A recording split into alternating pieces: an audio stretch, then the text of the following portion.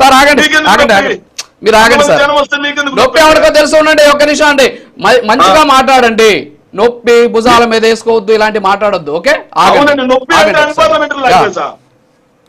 ఏం సార్ బెదిరిస్తున్నారా? ఏంటి సార్ బెదిరిస్తున్నారు ఏంటి సార్? రాజు గారు ఏంటి బెదిరిస్తున్నారు? ఇది సార్ డిబేట్ కావాలా వద్దా? డిబేట్ కావాలా వద్దా? ఆగండి ప్లీజ్. ఓకే ఓకే సజ్జాజీ గారు గుడ్ మార్నింగ్.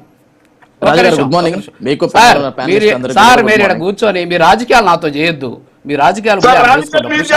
సజ్జాజీ గారు గుడ్ మార్నింగ్. సజ్జాజీ గారు గుడ్ మార్నింగ్. ఏంటి పరిస్థితి? ఒక నిమిషం ఆగండి సార్, ఆగండి ప్లీజ్. సజ్జాజీ గారు ఏంటి అసలు మొత్తం గుడ్ మార్నింగ్. చుక్క నెయ్యి కూడా రాలేదంట, మాట్లాడండి సార్. నెయ్యి గురించి మాట్లాడదాం. నేను యాక్చువల్ గా మీ నెంబర్ కి ఒక 2 ఫొటోస్ పెట్టాను sir. Can you please display on your channel please.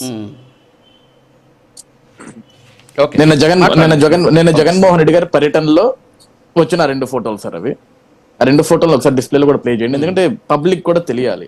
అంటే నేను ఎందుకు ఆ 2 ఫోటోలు మీకు పెట్టానంటే sir, of course YCP party చెప్పినట్లు అసలు జనం అంటే జగన్, జగన్ అంటే జనం, తండోపతండాలుగా విపరీతంగా జనం వస్తారు కానీ ఓట్లు వేయడానికి రాదు జగన్మోహన్ రెడ్డి గారికి. అది పక్కన పెడితే సార్, జగన్మోహన్ రెడ్డి గారి ప్రతి పర్యటనలో కూడా 3 అంశాలను చూస్తాం మనం.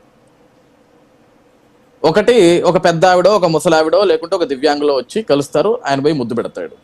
2, స్కూల్ డ్రెస్ వేసుకొని ఒక స్కూల్ పాప ఏడ్చుకుంటూ వచ్చి జగన్ మామయ్య అని చెప్పేసి కార్ దగ్గరకు వస్తే జనంలో నుంచి తీసుకొచ్చి ఆ పాపకి నెత్తి మీద కూడా ముద్దు పెట్టి ఒక ఆశీర్వాదం ఇచ్చి పంపిస్తాడు. ఇది 2వది సార్. 3వది, ఇది అత్యంత బాధాకరమైన విషయం రాజు గారు.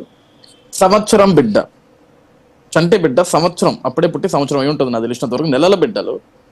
అంత క్రౌడ్ లో, అంత జనసంద్రోహంలో కూడా ఆ బిడ్డను ఎత్తుకుంటాడు, ముద్దు పెడతాడు, ఆ బిడ్డను పంపిస్తాడు అక్కడి నుంచి. సార్ ఇది అంటే అభిమానం అభిమానం అభిమానం అని మాట్లాడుతున్నారు సార్. సంవత్సరం బిడ్డకు కూడా అభిమానం ఉంటుందా? అప్పుడే పుట్టిన పసికందు, నెలల బిడ్డ, సంవత్సరం కూడా వచ్చి ఉండదు, వాళ్ళకు కూడా అభిమానం ఉంటుందా?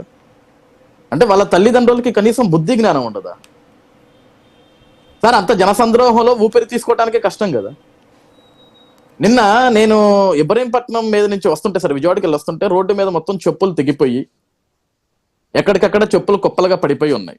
సరే ఓకే, వాళ్ళ అభిమానం పాపం చెప్పులు తెగిపోయినా